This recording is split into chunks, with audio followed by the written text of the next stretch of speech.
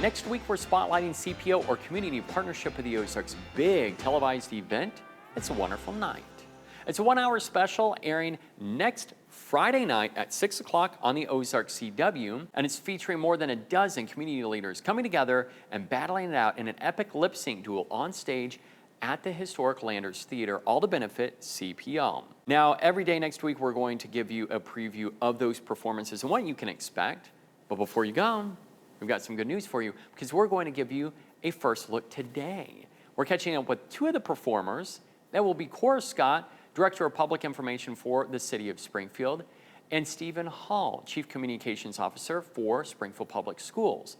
Last year, they performed at this event, and they were dueling. This year, a duet, all set to a classic country Christmas song.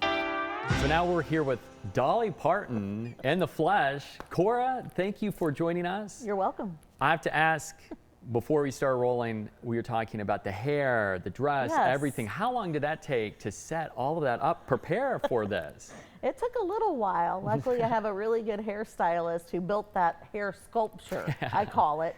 That was very reminiscent of early Dolly, so that was a lot of fun. Preparing with Stephen, how long did that take to get ready and coordinate everything? Well, Stephen and I, as you know, are pretty busy, so we took the challenge to put it together in one afternoon. And so literally one Sunday afternoon, we came together, stayed socially distanced, and learned that lip sync and put together that little dance routine. So it was a lot of fun. Stephen's a great guy. And last year, obviously, you guys were competitors in the CPO. It's a Wonderful Night. And this time you came together. We did. You know, I hate to rub it in, but I did win last year. So, but it was really great for Stephen and I to come together. And we have very similar jobs, and they're both very stressful jobs. And so to be able to do something like this for the community and for Community Partnership of the Ozarks is really a great thing.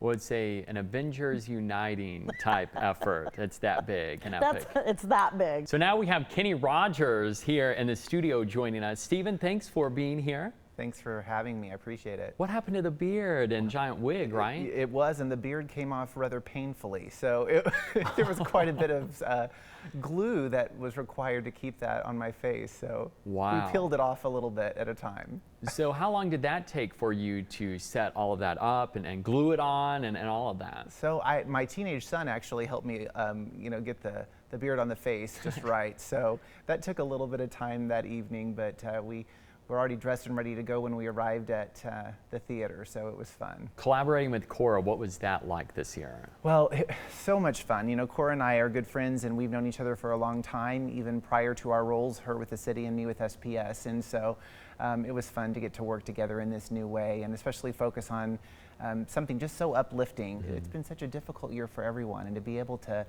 do something fun like this for a good cause, that's what it's all about. Well, and speaking of cause, may I ask your main reason for supporting CPO and getting involved again, because you were involved last year? Absolutely. CPO does amazing things for our community, and I see it every day in my role with Springfield Public Schools. The way that they bridge gaps for our children and our families to make sure that when they come to the classroom, they have their most basic needs met so that they're ready to learn and can focus on academics. It's critically important. And there are so many ways that they bridge gaps for our families. And I'm honored. I serve on the board for United Way of the Ozarks and get to see a lot of CPO's work through that lens as well. And they are critically important community partners.